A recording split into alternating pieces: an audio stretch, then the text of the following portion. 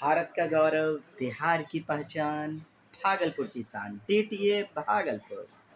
आप सभी मित्रगणों का हार्दिक अभिनंदन। देखते हैं 23 दिसंबर 2021 पेपर 1 के सीडीपी क्वेश्चनों को।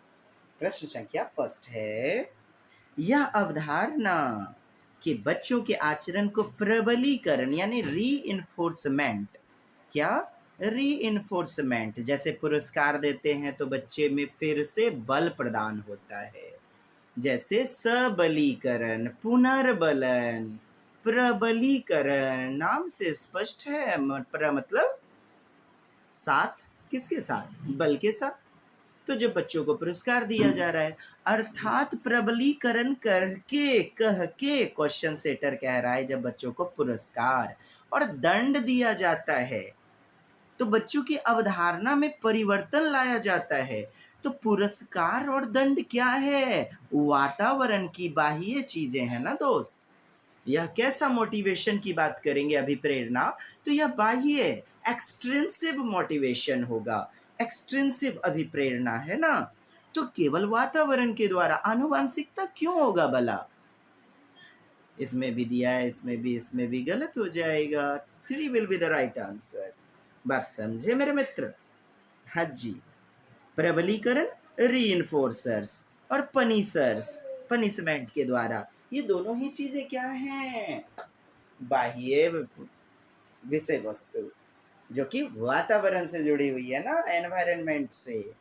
3 will be the right answer. Next, एक बच्चा पेंसिल पकड़ने से पहले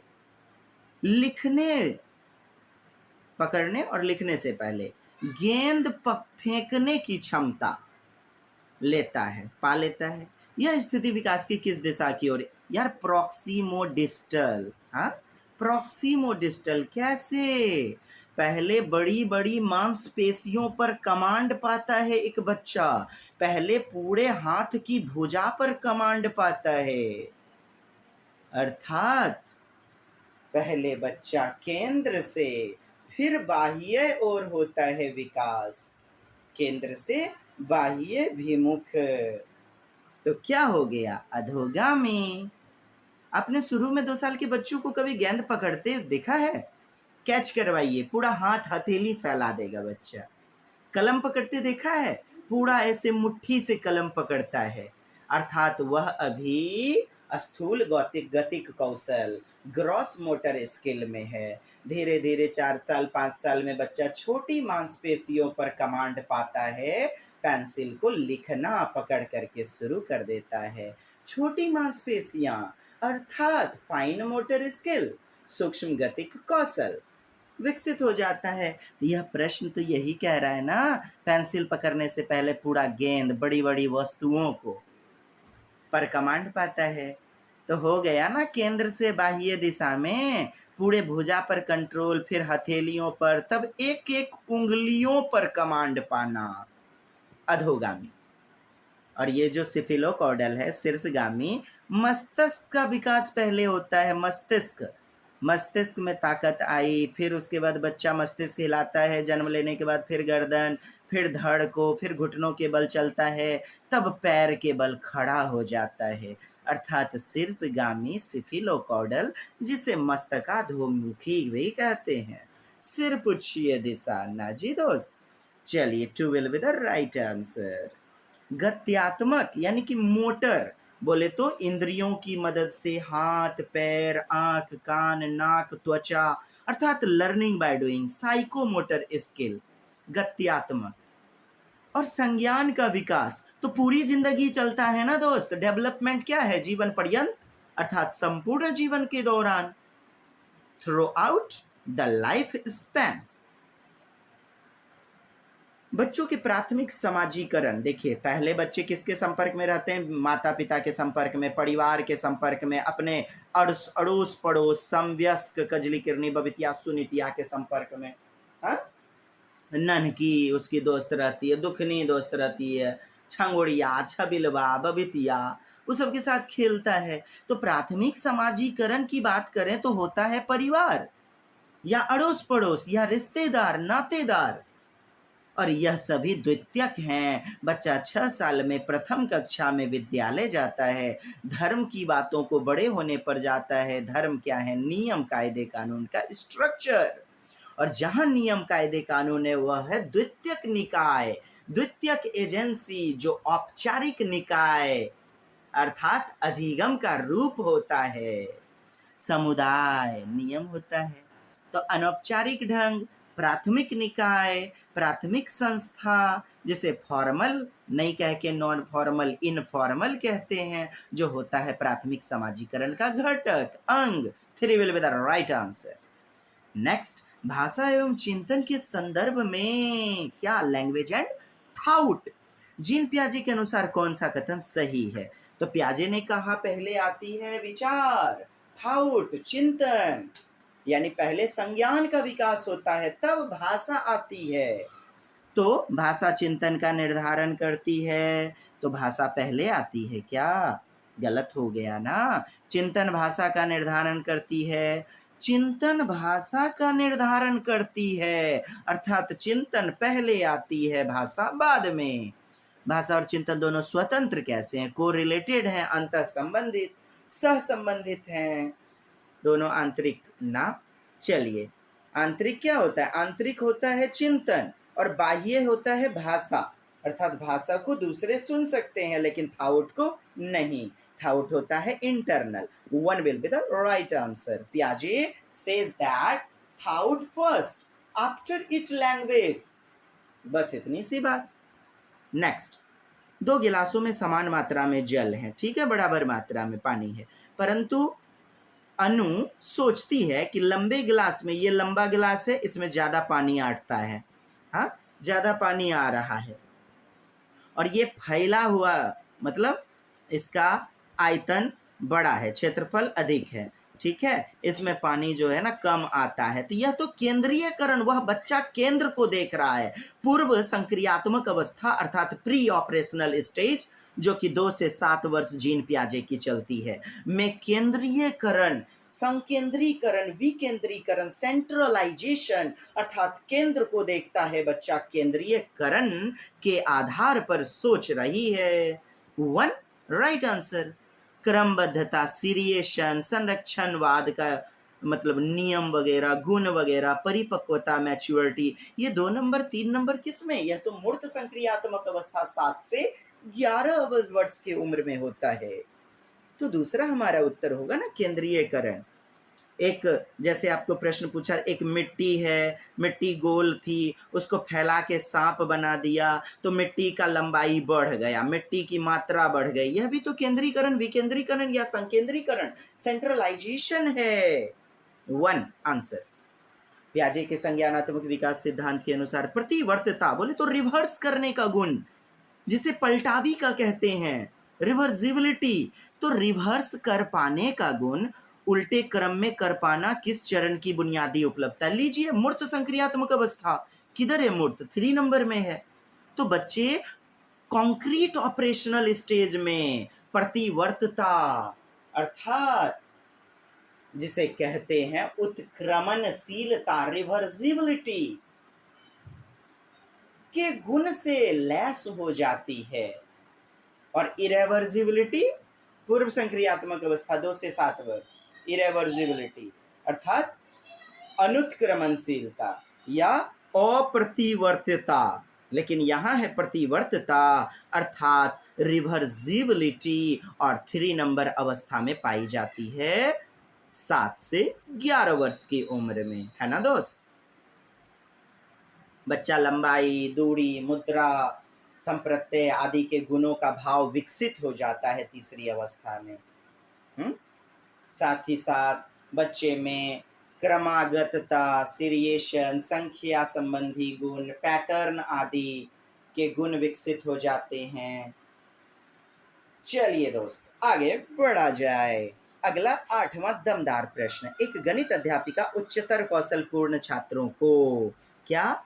उच्चतर कौशल पूर्ण छात्रों को अपने सहपाठियों से, किससे? सहपाठी से सहायता और मार्गदर्शन। तो सहपाठी यानी समवयस्क, पीयर, पीयर से सहायता बोले तो अंतःक्रिया, पारस्पर क्रिया अर्थात सहपाठी हैं समाज के घटक। सहयोगात्मक गतिविधि कोलैबोरेटिव लर्निंग। तो सामाजिक सांस्कृतिक अंतःक्रिया दिख रहा है कि नहीं? और वाइगोत्स्की ने दिया था यह सिद्धांत, सोशियो कल्चरल इंटरेक्शन या कोरिलेशन। B.F. स्किनर नहीं, जेरोम ब्रूनर का रचनावाद का सिद्धांत नहीं, पियाजे का संज्ञानात्मक कॉग्निटिव डेवलपमेंट बिल्कुल नहीं। आप देख रहे हैं क्वेश्चन को, और क्वेश्चन देखिए क्या कह रहा है। सहपाठी से मदद, सहायता, मार्गदर्शन, अर्थात सहपाठी समवयस्क पीयर से कर रहा है अंतःक्रिया। 1 आंसर। लेवाइगोत्स्की द्वारा दिए गए बच्चे के विकास का सिद्धांत किस पर आधारित है? लीजिए किस पर आधारित है, मार दीजिए उत्तर। आपको दिख गया उत्तर, यस। भाषा और संस्कृति, परिपक्वता और संस्कृति, भाषा और परिपक्वता, भाषा और भौतिक जगत। अब देखिए भाषा पहले आती है ना, वाइगोत्स्की कहते हैं भाषा पहले आती है, और सामाजिक सांस्कृतिक अंतःक्रिया करके बच्चे सीखते हैं, तो तीसरा क्यों नहीं होगा उत्तर? परिपक्वता नहीं साहब, उम्र के आधार पर परिपक्वता, ये जीन पियाजे की बातें नहीं चलेंगी। भाषा और भौतिक जगत हटाइए, भाषा और परिपक्वता, चलिए परिपक्वता बाद में हटाइए इसको। तो भाषा पहले आती है, और सामाजिक सांस्कृतिक गतिविधि से, अंतःक्रिया से बच्चा सीखता है। 3 will be the right answer. Language and physical world, language and culture, तो तीसरा उत्तर। नेक्स्ट, जेंडर एक है। लीजिए पहले भी पूछा गया है कि लिंग क्या है, तो लिंग क्या है? एक सामाजिक सत्ता, जैविक नहीं। मनोविज्ञान में आपको जीव विज्ञान नहीं पढ़ाया जा रहा है कि आप जैविक सोच रहे हैं। शारीरिक बनावट, स्ट्रक्चर कौन बताता है? समाज ही तो बताता है। मनोविज्ञान, साइकोलॉजी। देखिए दोस्त, तीसरा होगा उत्तर। क्यों, कैसे? आइए पोस्टमार्टम करते हैं। एक लड़की पैदा ली, ठीक, लड़किए पैदा हुई। ए रमरतिया के बाबू, पैसों जुगाड़ करना है, बेटी के बिहार करना होगा, समाज की ऊंच नीच नजर से भी बचाना होगा। मैंने चेहरे पे झुलसा हुआ चेहरा, एकदम जना कि लूट लिया है कोई, है? जैसे 2-4 कट्ठा एकदम हड़प करके खेत जोत दिया है। ऐसा लड़की के पैदा होने पे आता है हाव भाव, लेकिन लड़कों के पैदा होने पर खुशी मनाया जाता है। तो सामाजिक सत्ता है, अर्थात सोशल एक बनाया गया स्ट्रक्चर है। नहीं समझे? आइए फिर समझाते हैं। लड़की पहन रही है जींस, और लड़के जींस पहन रहे हैं, तो कोई रोकने टोकने वाला नहीं है। लेकिन लड़की जैसे जींस पहनती है, साइकिल चलाती है, अरे लुतनी गेनुतनिया जींस पहनी है, नाक कट जाएगा समाज में, क्या कहेगा समाज? साइकिल चलाती है लड़की होकर के तुम विज्ञान लोगी, तुम होम साइंस लो। हाँ, नहीं समझे? दूसरा उदाहरण, रविया, छंगुड़िया, जोगिंद्रा, एकदम बेटा हमारे 11 बजे तक घरों के बाहर है, रात में फोन करके चिंतित नहीं होती है मम्मी। लेकिन यदि नन्हकी 8 बज गया, 6 बज गया शाम का, कहाँ है बेटी? आगे बेटी जमाना खराब है, बेटी जल्दी घर लौट आओ। तो हमारा संकुचित समाज हमें बताता है कि तुम लड़की हो, और बार बार लड़की होने का अभिशाप कर्स से हमें सूचित करते हुए हमें स्पष्ट करता है सामाजिक सत्ता कि तुम हो लड़की, और जेंडर को थोपता रहता है पूरी जिंदगी। समझ में आई दोस्त? हाँ, आप कहेंगे जैविक, अरे लड़का लड़की जब पैदा लिया तो समान ही है। उस लड़की को कहाँ पता कि मैं कल के दिन में तिलक दहेज देने के काम में आऊंगी, और लड़का जब जन्म लिया कहाँ उसको पता जैविक गुणों के, शारीरिक गुणों के आधार पर कि मैं लड़का हूं। एकदम ब्लैंक चेक, जितना 10 लाख 25 लाख लिखना है, यह हमारा संकुचित व्यथित समाज ही है जो बताता है कि तुम हो लड़की, तुम हो लड़के, और बार बार हमें पहचान करवाता है, संज्ञा से सुशोभित करवाता है कि तुम लड़की हो, तुम लड़के हो। अर्थात जेंडर क्या है? सोशल आधिपत्य, सत्ता। नेक्स्ट, समझ में आई मित्रों? हाँ जी, चलिए बढ़िया। नीता सभी प्रकार के जानवरों, पौधों, धातु और खनिजों की पहचान और वर्गीकरण कर सकती है। लीजिए, वर्गीकरण, क्रमबद्धता, यानी सारी चीजें कर सकती है। क्या? पौधे, धातु, खनिज, ये सब क्या है दोस्त? पौधे, धातु, खनिज प्रकृति से जुड़ा हुआ है, नेचर से जुड़ा हुआ है। अर्थात हॉवर्ड गार्डनर के बहुबुद्धि सिद्धांत, मल्टीपल इंटेलिजेंस थ्योरी के अंतर्गत बच्चे में पाई जा रही है नेचुरलिस्टिक इंटेलिजेंस। नेचुरलिस्टिक इंटेलिजेंस, प्राकृतिक बुद्धि, कहा हॉवर्ड गार्डनर ने, प्रत्येक बच्चे में पाई जाती है। विविध विविध प्रकार की, 8 प्रकार की बुद्धि, लेकिन परिवेश के आधार पर एक बुद्धि टॉप पर आ जाती है, बाकी बुद्धि दब करके रह जाती है, पाई सब में जाती है। जैसे एक शिक्षक भाषिक बुद्धि, भाषा के माध्यम से रुला देता है, हंसा देता है। वो क्या बेच रहा है उपन्यास में, किताबों में? भाषा ही तो बेच रहा है दोस्त। हाँ, संगीतात्मक बुद्धि, म्यूजिकल इंटेलिजेंस, वैसे व्यक्ति जिसको नृत्य, संगीत के नाम से ही पैर में थिरकन और शरीर के में हलचल मचने लग जाती है, वैसे व्यक्ति में संगीतात्मक बुद्धि।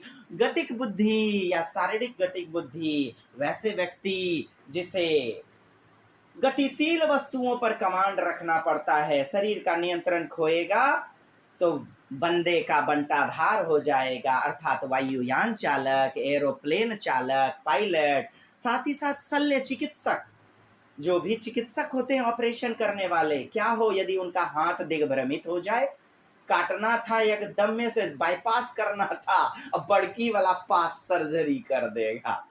तो शल्य चिकित्सक में भी पाया जाता है फिजिकल, शारीरिक गतिक बुद्धि, फिजिकल इंटेलिजेंस, है ना दोस्त? चलिए, यहाँ पर तो प्रकृति से जुड़ी हुई वस्तुएं हैं, तो प्राकृतिक बुद्धि होगा।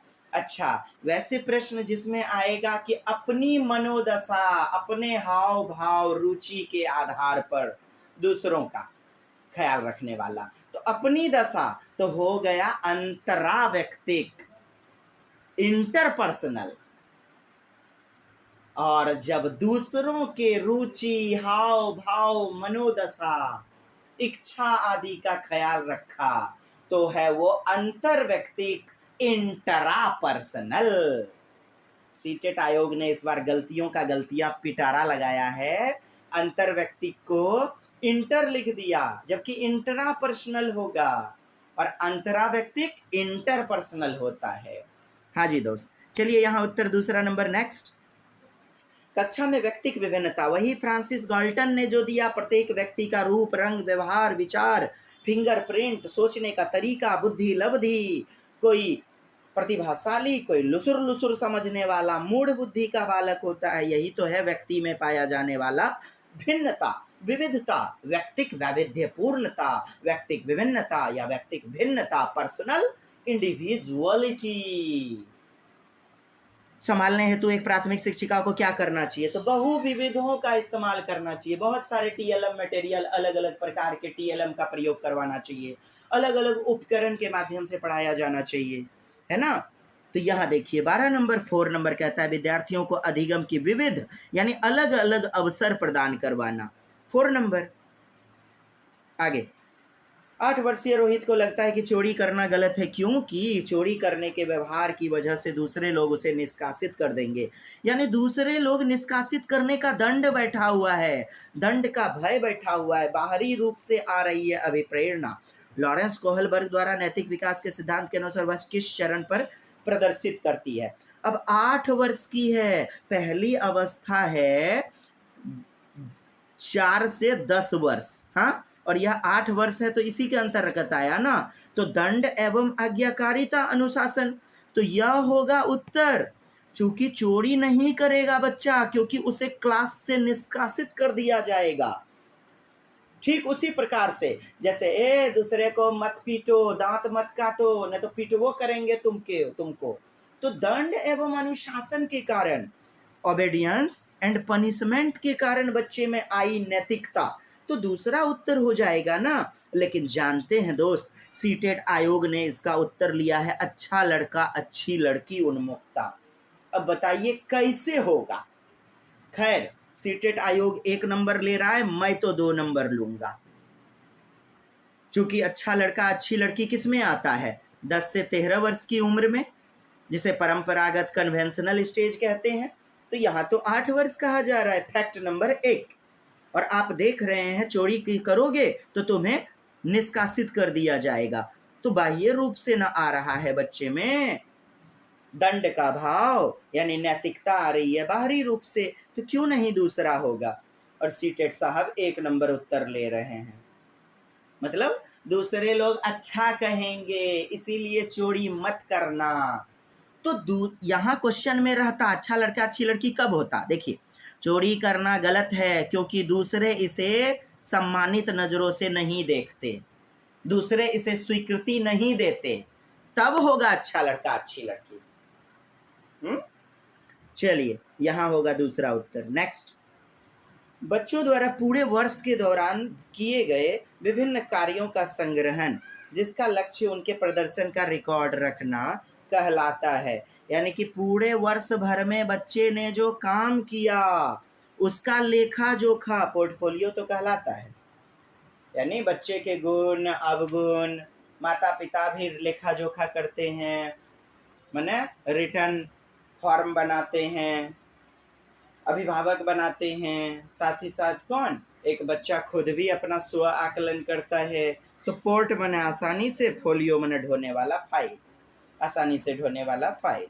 तो डे बाय डे रिटर्न, प्रगति और डिमोरलाइजेशन माने कि प्रगति का सूचक या फिर उन्नति या अवनति का सूचक। बच्चे ने किसी दिन वो पुरस्कार जीता या बच्चे ने किसी दिन फेल कर लिया, तो बच्चे अपनी दैनिक डायरी बनाते हैं या फिर शिक्षक तो पोर्टफोलियो उसमें सूचित करते हैं और उस हिसाब से बच्चों को सुधारते हैं। कहता है question, a collection of students work on a variety of task through out the meant for keeping a record of their performance is known as the portfolio। File, rubrics, आंकड़ों का, रूब्रिक्स डाटा टाइप का होता है, आंकड़ों का प्रपत्र वगैरह नहीं, डाटा सीट वगैरह ऐसी कोई बात नहीं है। नेक्स्ट, एक प्रगतिशील स्कूल में दी गई शिक्षा बच्चों को, तो बच्चों को क्या बनाती है, सक्रिय बनाती है। हाँ, जहां देखिए सक्रिय अन्वेषक, बच्चा है नन्हा वैज्ञानिक, किसने कहा, जीन पियाजे ने। तो बच्चा नन्हा वैज्ञानिक है साहब, आप भी जानते हैं। और बच्चे सृजनात्मकता कब आएगा, जब बच्चे में क्रिएटिविटी कब आएगा, हाँ, जब बच्चे सक्रिय रूप से, एक्टिव रूप से लर्निंग बाय डूइंग करेंगे। अब बच्चा निष्क्रिय है, पैसिव लर्नर है, एक्टिव होगा तभी तो। सक्रिय अनुयायी, अनुयायी यानी कि दूसरे के पीछे चलने वाला, फॉलोवर। हाँ, अरे बच्चा खुद ब खुद मौलिक चिंतन करता है और खुद ही वो लीडर भी है, अन्वेषक है, ह्यूरिस्टिक मेथड के तहत ना जी, खोजी होता है बच्चा, अन्वेषक होता है, अनुसंधान अन्वेषण करता है, ह्यूरिस्टिक मेथड H.E. आर्मस्ट्रॉन्ग ने जो दिया था। चलिए साहब 1 नंबर, प्रवाह, विस्तारीकरण और लचीलापन निम्न में से किसके लक्षण हैं, तो सृजनात्मकता के लक्षण हैं। बच्चे में फ्लुएंसी, धारा प्रवाहिता रहती है, इलेबोरेशन यानी कि चुनने का गुण, क्या अच्छा है क्या बुरा है, विस्तारीकरण करने का गुण, फ्लेक्सिबिलिटी, अब जैसे फ्लेक्सिबिलिटी, जैसा देश वैसा भेष ढल जाता है बच्चा, यह प्रतिभाशाली बच्चों का लक्षण होता है, यह सृजनात्मक क्रिएटिव बच्चों का लक्षण होता है। जैसा देश वैसा भेष, जैसा क्वेश्चन है उसी आधार पे बच्चा उत्तर देने लग जाता है, किताबी तो रट्टामार तोता होता नहीं है। तो लचीलापन, यस, फ्लेक्सिबिलिटी, सृजनात्मकता, क्रिएटिविटी यानी प्रतिभाशाली छात्र, क्रिएटिव छात्र। शारीरिक चुनौती अनुभव करने वाले विद्यार्थी के समावेशन हेतु क्या जरूरी है, लीजिए शरीर से बच्चा दिव्यांग है, हाँ, दिव्य है अंग, शारीरिक चुनौती महसूस हो रही है, स्टूडेंट्स ऑर्थोपेडिक चैलेंजेज, तो मानकीकृत मानक वगैरह, प्रतिस्पर्धा, ये सब चीजें नहीं होंगी। मानक होगा यानी किताबी कीड़ा, और अमानक यानी बाह्य जिंदगी से जोड़िए। आधारभूत अभिगम्यता, बहुत अच्छी बात है। अधिकारियों का स्थिर दृष्टिकोण, यानी स्थिर दृष्टिकोण, ये बच्चा टॉप है तो टॉप ही रहेगा, ये बच्चा मंद बुद्धि है तो मंद बुद्धि ही रहेगा। माने लुसुर लुसुर सीखने वाला बच्चा लुसुर लुसुर, और घपाक घपाक सीखने वाला बच्चा घपाक घपाक हमेशा जीवन में बना रहेगा। यह गलत है, और अधिकारी से क्या लेना देना है। विशेष स्कूल में स्थापन, यानी विशेष विशेष स्कूल भेजिए। यारा कहती है, आरटी 2009 कहती है, एनसीएफ 2005 कहती है, नई शिक्षा नीति 2020 कि सबके लिए होनी चाहिए समावेशी कक्षा, इंक्लूसिव क्लासरूम, एकीकृत शिक्षा, भेदभाव नहीं करने वाली बातें होनी चाहिए। जैसे कहिएगा, रे तुम दिव्यांग हो, तुम दृष्टि बाधित हो, तुम श्रवण बाधित हो, तुम जाओ दूसरे स्कूल, ब्लाइंड स्कूल जाओ, तो बच्चे में भेदभाव आएगा। क्यों करेंगे आप ये? आप समावेशी कक्षा में विशेष साधन, तब होता हमारा उत्तर। और यहां है आधारभूत अभिगम्यता, अर्थात इंफ्रास्ट्रक्चर एक्सेसिबिलिटी। उस बच्चे को इंफ्रास्ट्रक्चर से जोड़िए।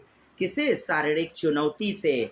बच्चा यदि श्रवण बाधित है तो उसे कान में सुनने वाला यंत्र, यदि बच्चा दृष्टि बाधित है, देखने में प्रॉब्लम है, तो छूने वाले स्पर्शियात्मक या 3D वाले मटेरियल से साथ जोड़िए। बच्चे को ब्रेल लिपि का प्रयोग करवाइए उसी समावेशी कक्षा में। अर्थात आधारभूत अभिगम्यता, यानी आधारभूत जरूरतों को मुहैया करवाइए, इंफ्रास्ट्रक्चर मुहैया करवाइए बच्चों को। यही तो बोला जा रहा है 2 नंबर विकल्प में, और यही तो होगा हमारा उत्तर। नेक्स्ट कहता है पठन वैफल्य, कि को निम्न में से पठन वैफल्य, जितना भी सेट लिया गया आप गौर फरमाइए, फ को क लिख दिया गया है, ये प्रिंट की मिस्टेक है बंदे की।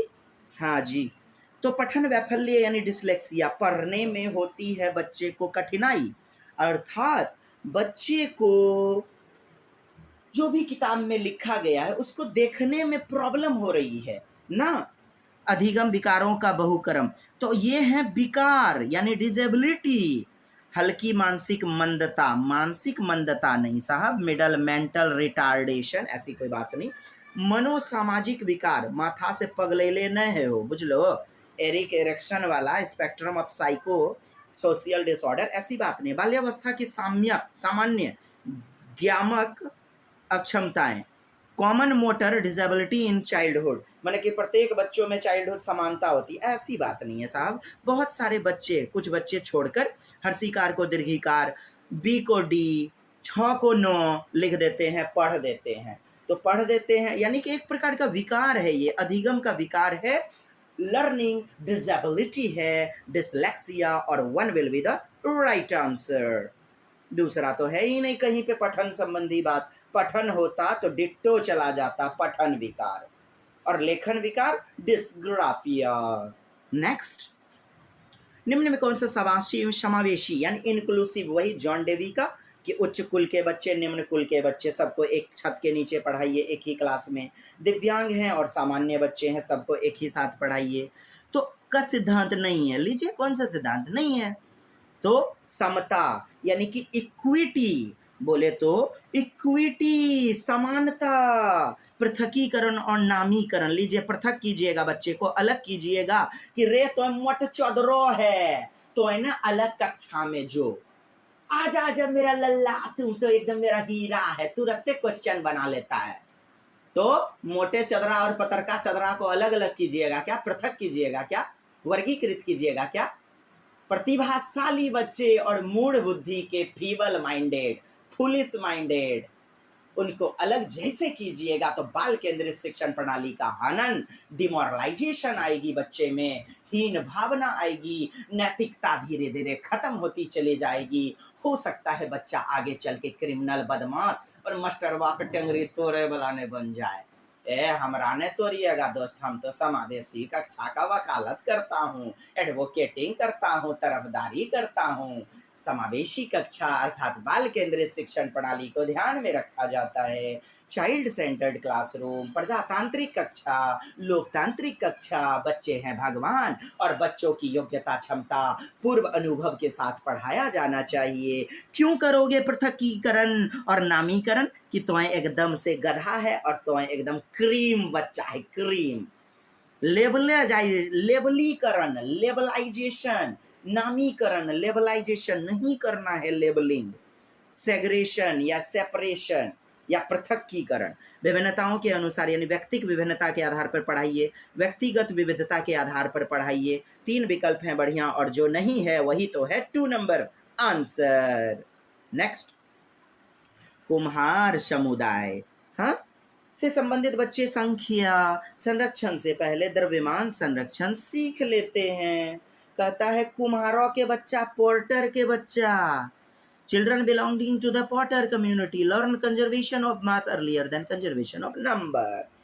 यानी कि संख्या संरक्षण सीखने से पहले द्रव्यमान संरक्षण सीख लेते हैं कुम्हार के बच्चे। कैसे? इतना मिट्टी काटो। अरे कुम्हार के बच्चे से क्या जोड़ा जा रहा है, आप सोचिए तो जरा सा। कुम्हार के बच्चे अपने घर में देखते हैं मम्मी पापा को गुड्डा गुड़िया ईटा मूर्ति सरस्वती माँ के दुर्गा माँ के बनाते हुए मिट्टी से, तो इतना मिट्टी काटा तो एक मूर्ति बनेगा और इतना मिट्टी से एक दिया बनेगा। अर्थात द्रव्यमान को, मास को समझ लेते हैं पहले, लेकिन संख्या आदि को समझने में बाद का समय, यानी कि सारे बच्चे जैसे संख्या को थोड़ा बाद में सीखते हैं, लेकिन कुम्हार के बच्चे पहले ही द्रव्यमान को सीख लेते हैं। सही तो बात है, परिवेश में उसके मिट्टी आदि से जुड़ा हुआ माहौल मिलता है, इसीलिए बच्चे द्रव्यमान को सीख लेते हैं पहले। एसरसन यानी कि कथन कहता है children belonging to the potter community learn conservation of mass earlier that conservation of number. संरक्षण को पहले सीख लेते हैं, द्रव्यमान के संरक्षण को, मात्रा के संरक्षण को, और संख्या आदि बाद में। सही तो बात है। तर्क कारण, रीजनिंग क्या है, रीजन। तो अधिगम और विकास एक सामाजिक सांस्कृतिक परिप्रेक्ष्य में होता है, अर्थात लर्निंग और डेवलपमेंट समाज के अंतर्गत, वातावरण के अंतर्गत होता है। समाज इक्वल टू एनवायरनमेंट। अरे समाज में ही तो स्कूल है, खेत पत्ती, ट्रेन, उड़नी जहाज, रोटी कपड़ा मकान, सब समाज का ही तो घटक है, एलिमेंट है। तो बच्चे समाज में ही तो सीखते हैं सामाजिक सांस्कृतिक अंतःक्रिया का सिद्धांत। किसने दिया? वाइगोत्स्की ने। सही है कि नहीं दोस्त बताइए, ए भाइयों बताइए, और उनकी बहनों बताइएगा, करिएगा गुंडागर्दी माय डियर स्वीट रसगुल्लाज। दोनों सही है कि नहीं? यस। तो 1 नंबर आपका सही होगा, दोनों सही हैं। हाँ, लेकिन फलना व्याख्या नहीं करता है। दूसरा यदि बात करें तो दूसरा व्याख्या करता है पहले की, लेकिन ऐसा तो विकल्प में है नहीं। नेक्स्ट, जब छात्र एक व्यवहार को अवलोकन द्वारा सीखते हैं, अवलोकन माने देखते हैं। जैसे कहीं पे बाढ़ आ गया, बच्चे अवलोकन करते हैं, यानी विजुअलाइजेशन, ऑब्जर्वेशन, मानसिक चित्रण जिसे कहते हैं, चाक्षुषीकरण, मनः दर्शन, चक्षुओं द्वारा देखना, प्रत्यक्षीकरण, अवलोकन, विजुअलाइजेशन, ऑब्जर्वेशन। मैथ पेडागोजी में आता है ना, मनः दर्शन, मानसिक चित्रण, चाक्षुषीकरण, चाक्षुष, दृश्य प्रक्रमण, क्या दृश्य प्रकरण, दृश्य प्रक्रमण, सब अवलोकन ही तो है।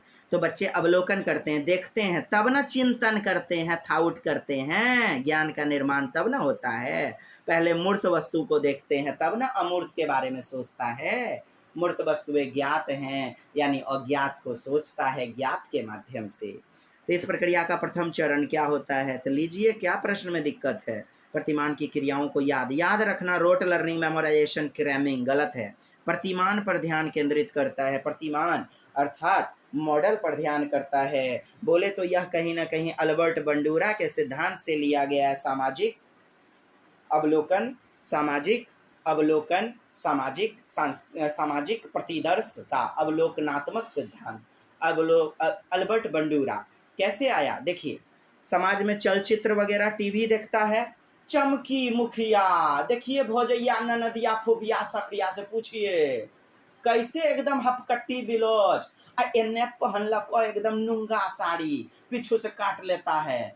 देखिए छंगुड़िया को कैसे फटलका जींस पहनता है, टीवी में देखा वह है, हम इसने कसाएंगे, शर्ट फटा हुआ एन्ने से उन्ने से एकदम झलसदार, बात बुझे? तो अवलोकन करता है बच्चा, चूंकि वह टीवी में दिखाया गया शक्तिमान पहना हुआ ड्रेस, और बच्चे उस ड्रेस की करते हैं डिमांड। वह ड्रेस क्या है? एक नमूना है, मॉडल है, प्रतिदर्श है, समदर्श है, और समदर्श का, प्रतिदर्श का, नमूना का सिद्धांत दिया किसने?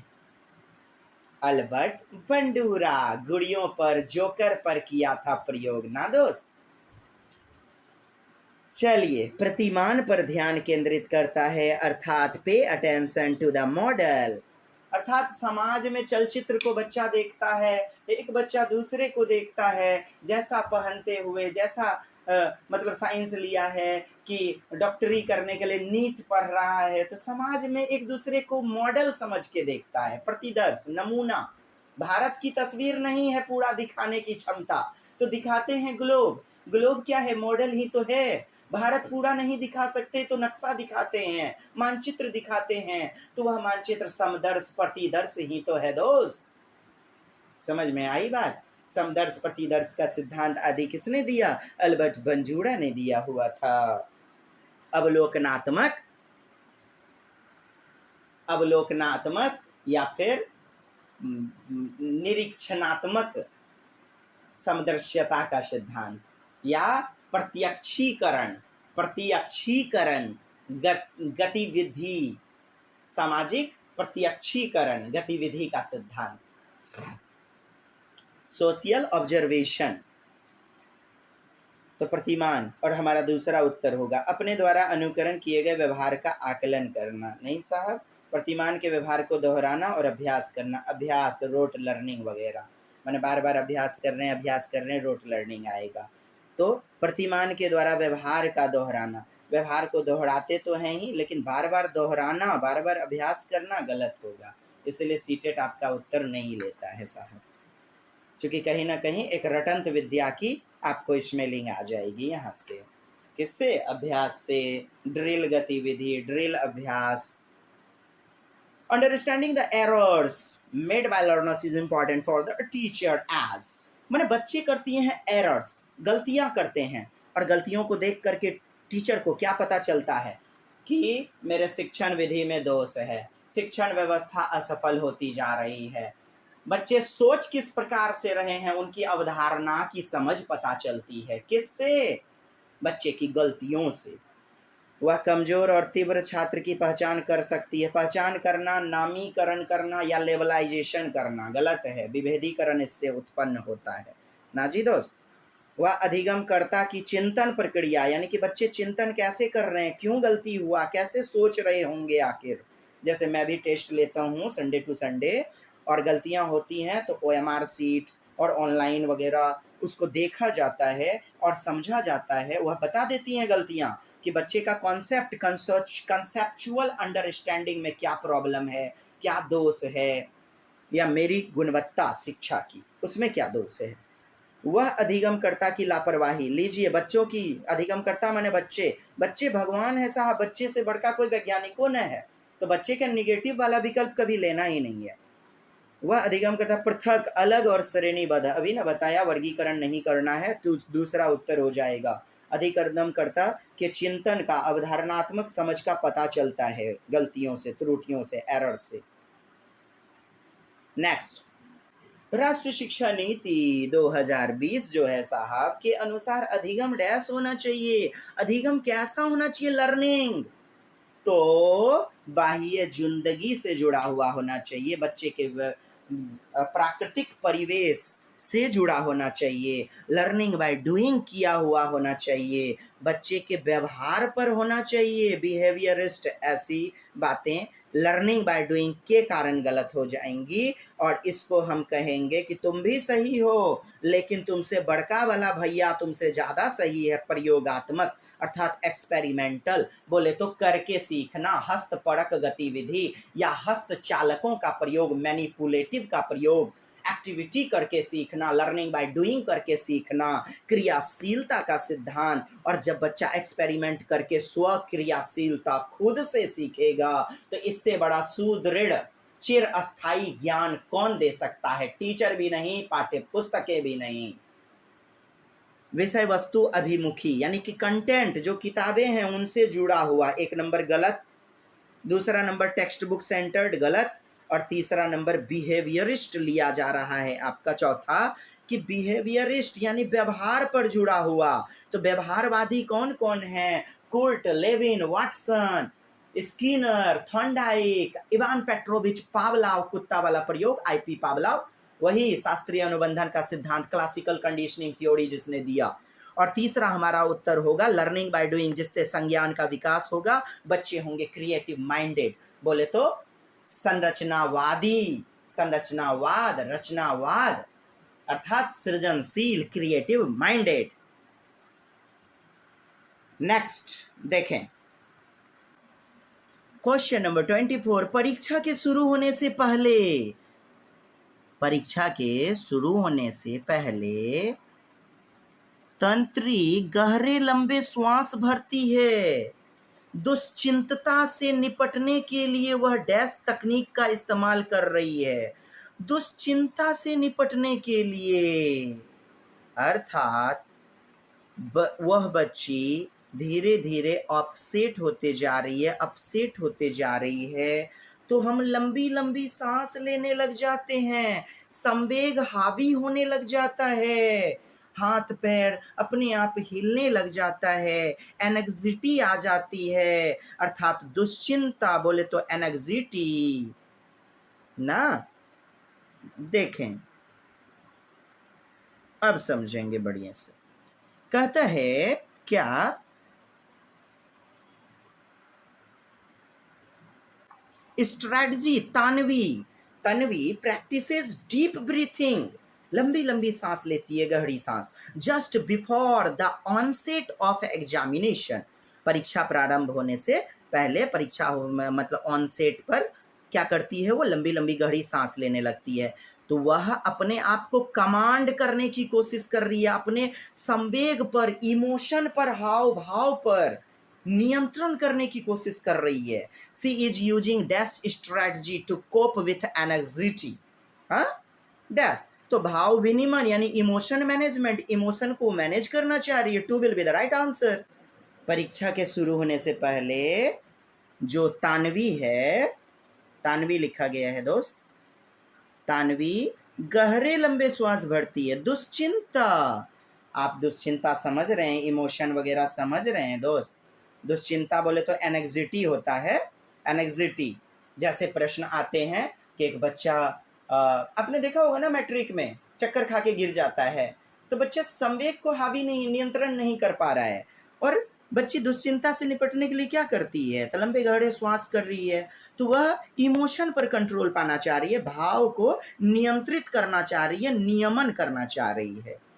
परिहार्यता यानी कि अवॉइडनेस, टालना चाह रही है, ऐसी बातें नहीं। समस्या का समाधान, प्रॉब्लम सॉल्विंग, खंडन करना, डिनायल, तो यह इमोशन से जुड़ा हुआ है। वही इमोशन जो इमोवेयर से, लैटिन भाषा के इमोवेयर से उत्पत्ति हुआ है, जो होता है क्षणभंगुर, जैसे डर, भूख, प्यास, नफरत, प्रेम, एकदम 24 घंटा प्रेम उमड़ते रहता है। गुस्सा आया 24 घंटा, तो टेम्पररी होता है, क्षणिक होता है, क्षणभंगुर होता है इमोशन, संवेग। तो आपका यहां पर दूसरा उत्तर हो जाएगा। एनी प्रॉब्लम मित्र? नो। अच्छा लगा कि बहुत अच्छा लगा? Next 25, during the lockdown due to कोविड-19 पैंडेमिक, अर्थात कोविड-19 महामारी में लॉकडाउन, यानी कि लॉकडाउन बोले तो तालाबंदी के दौरान बिना किसी के बढ़ावा दिए ही रोहिणी अपनी बड़ी बहन के पास मौजूद कहानियों की पुस्तकों को पढ़ना पसंद करती है। रोहिणी एक है तो क्या? देखें प्रश्न को समझे दोस्त। कहता है during the lockdown due to कोविड-19 pandemic Rohini likes to read the story books. Rohini पसंद करती है स्टोरी बुक पढ़ना।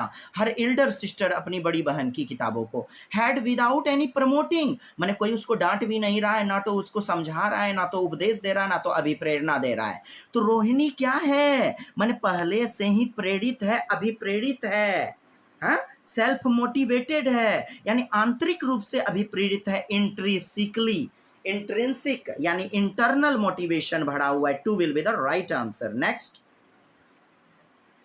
बच्चों द्वारा ग्रहित वैकल्पिक संकल्पनाएं, संकल्पना माने कॉन्सेप्ट, अवधारणा, प्रत्यय, संप्रत्यय ना, तो संकल्पनाएं और भ्रांतियां क्या दर्शाती हैं? तो क्या दर्शाती हैं? किसी संप्रत्यय के बारे में सहज विचार, प्राकृतिक विचार, यानी बच्चे की जिंदगी से जुड़ा हुआ, पूर्व जिंदगी से, मातृभाषिक परिवेश से जुड़ा हुआ सहज, इसी को तो कहते हैं हम सहज, अर्थात intuitive ideas about particular concept.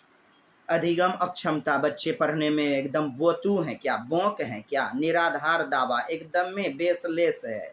अस्थाई संकल्पनात्मक ठहराव, ठहराव नहीं साहब, बच्चे दिन ब दिन निगढ़ते जा सकते हैं, स्टैग्नेशन नहीं। कोई भी बच्चा आज मंदबुद्धि है तो कल सृजनात्मक नहीं हो सकता, आप स्टैग्नेंट नहीं कर सकते। अर्थात अस्थाई रूप से, ठहराव रूप से नहीं बोल सकते, अस्थाई रूप से। कल के दिन में एक मंदबुद्धि सृजनात्मक हो सकता है, आज के दिन में जो भी प्रतिभाशाली सृजनात्मक है, कल के दिन में हो सकता है मंदबुद्धि।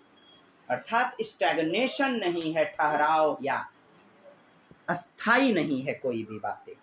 तो 2 नंबर आपका उत्तर होगा। 2 नंबर, किसी भी कॉन्सेप्ट के बारे में सहज विचार, वैकल्पिक संकल्पनाएं बच्चों के द्वारा जो भी ग्रहित होते हैं, अल्टरनेट कॉन्सेप्चुअन्स, कॉन्सेप्शंस अर्थात कंसेप्ट वगैरह, और misconceptions hold by children represent क्या दर्शाते हैं? तो बच्चे का संप्रत्यय को दर्शाते हैं कि सहज रूप से उसने कैसे विचार किया आखिर।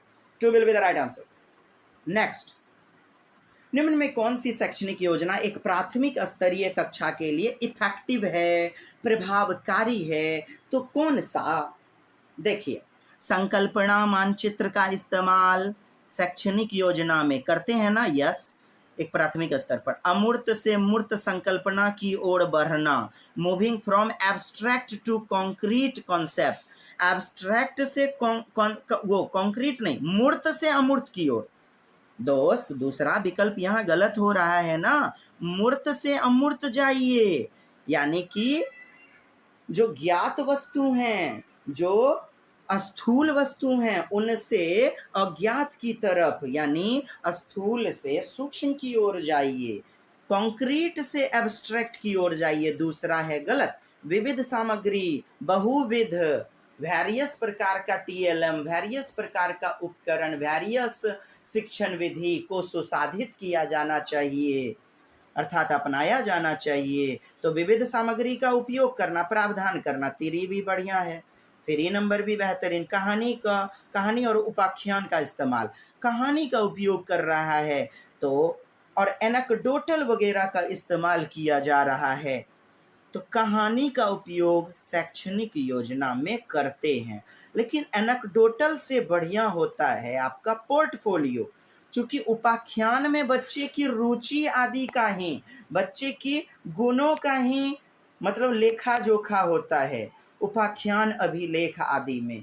इसलिए उपाख्यान के कारण, एनेक्डोटल के कारण गलत होगा, और उत्तर लेके जाएगा एक ऑप्शन, और ऑप्शन नंबर आपका तीसरा, जो कि 2 नंबर में दिया गया है। 2 will be the right answer. Next, एक प्राथमिक शिक्षिका अपने छात्रों को सभी जानकारी को कम से कम 5 बार अपनी कॉपी में लिखने के लिए कहती है। कितनी बार? कम से कम 5 बार। तो यह शिक्षण गतिविधि कैसी है? अब देखिए अत्यंत प्रभावकारी है क्योंकि पूर्वाभ्यास और पुनराभ्यास, पुनरावृत्ति, रिपीटेशन वगैरह विषय वस्तु के अर्थपूर्ण अधिगम में अत्यधिक सहायता करते हैं। अरे यार ये निगेटिव है, 5-5 बार लिखा रहे हैं, तू तो रट्टा मारना करवा रही है।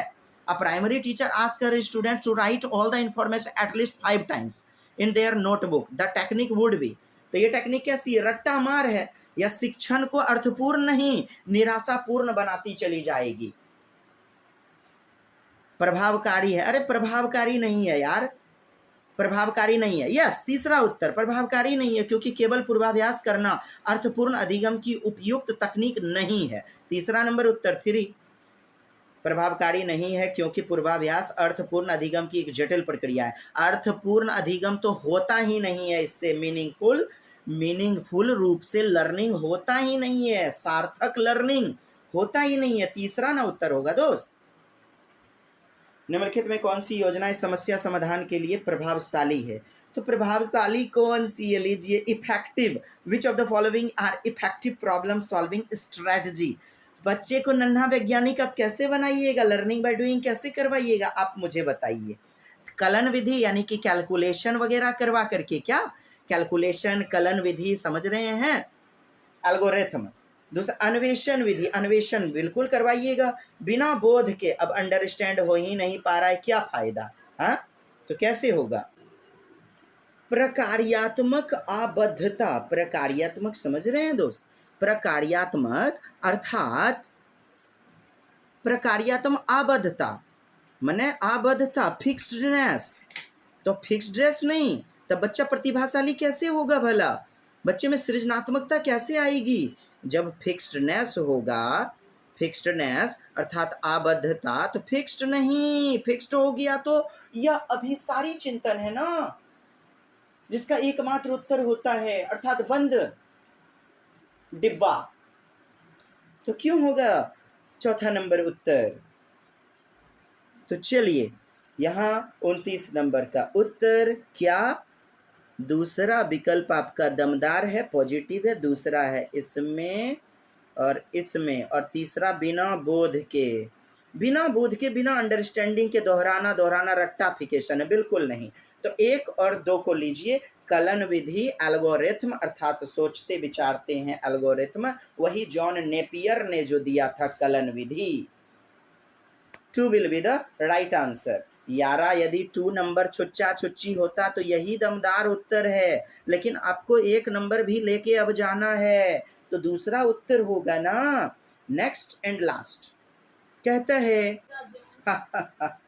ये प्रश्न डीटीए भागलपुर के मित्र को छक्का उड़ा दिए होंगे ना जी। नहीं करता है तो रट्टाफिकेशन, रोट मेमोराइजेशन, लर्निंग 1 नंबर उत्तर होगा। यस, डीटीए भागलपुर इजाजत चाहता है। पुनः मिलते हैं।